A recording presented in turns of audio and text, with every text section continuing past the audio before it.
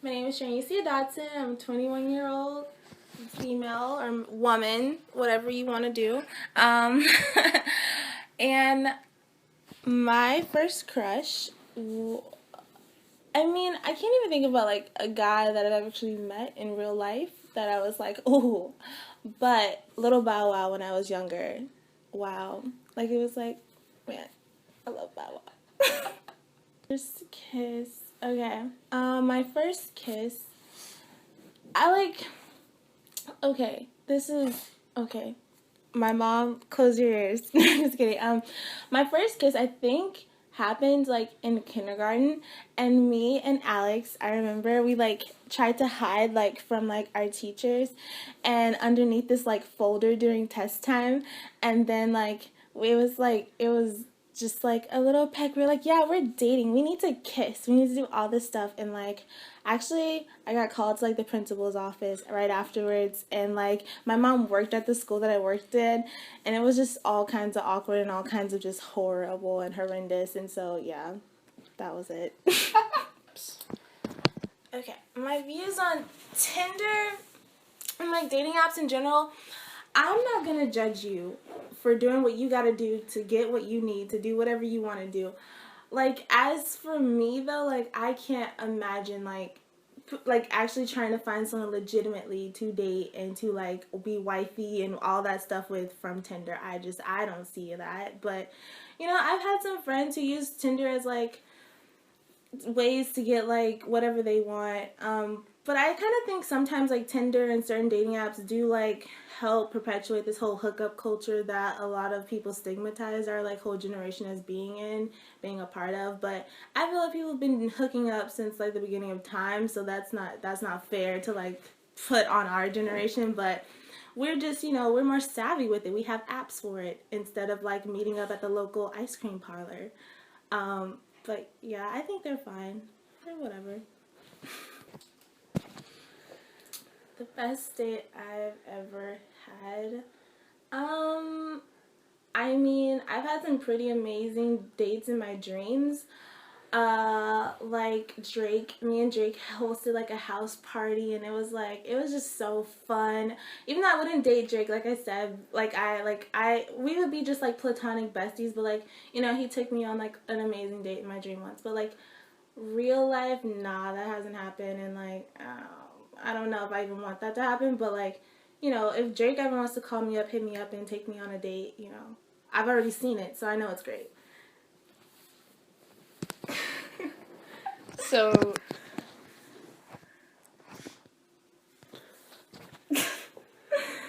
The worst date I've ever been on. It honestly, it hasn't happened. I don't date people, so like, yeah, I don't really date people. So, not that I date like animals or anything like that either. I don't know why I specified people, but I don't date. So yeah, I haven't had a worst date. So yay, I guess I'm like 1 for 0. What's up? If I first have feelings for someone, I always think about like what could go wrong. Like if I have feeling for someone, I automatically see an expiration date, and like I try to like instantly pick out reasons why like it would not work, or it would just be like a pain in the butt, because like I love seeing other people in love, but as for myself, I kind of just I don't see that necessarily playing out in the same way. So I always try to find why it won't work so I won't waste my time, and then I just keep moving on. The first trait that attracts me to someone, I feel like you should say like eyes and like, oh, their personality and smile. But since I went to Korea, I've discovered that like if a man talks and he has like a deep voice, like instantly I'm like, and like, whoa. And so like, and my new like phrase to say to someone is, I want him to read me a bedtime story. So if I feel like he could read me a bedtime story, that's what first attracts me. Oh, heartbreak. I don't know. I guess I the only like man who's ever like broken my heart, I think, would probably be like my dad. So I would describe that as feeling like abandoned and like just really feeling like almost like someone's like died. Like it's not that they actually are dead, it's just that you don't feel like you could ever talk to them or communicate with them ever, and it just like breaks your heart when you have like this very close bond, and then it just evaporates into nothing. You don't really know why, you don't understand. So like I guess to me heartbreak is just being completely left in the dark and not knowing and being surrounded by such confusion and such like instability. And honestly, I think heartbreak is like when someone steals like a piece of your heart away. Like you don't know if you'll ever recover from it, you don't know if you can fill it with something else, or but I don't know, I guess heartbreak is just that, like that. My breakup routine. So since I've been broken up with like a lot, no, I'm just kidding. I'm trying to think of like something that could equate to a breakup that I've experienced. Okay, I guess like when like you break up with a friend, I guess. If like I've had to like cut out some like friends in my life just because I feel like they're either not bringing anything to the table, that we're not bettering each other in any way. And like I love to be my friends' cheerleaders, and if I feel like I feel like I love my friends to be my cheerleader as well, even though like I'm my biggest cheerleader, so it's not, I don't require a lot from my friends. But like if I feel like we can't give to each other, we can't help benefit or grow each other, then I feel like we have to distance ourselves. So, and that, if I have to do it, then I honestly always feel like instant kind of regret, because I'm like, what if this was like, it wasn't their fault, what if they were just busy and blah blah blah. But after a time you just know that people make time for you if they want you in their life. So I just kind of keep it pushing. Like it sounds awful, but I'm like, okay, well, they're gone, so let's keep moving. That's it. I eat ice cream sometimes, but whatever.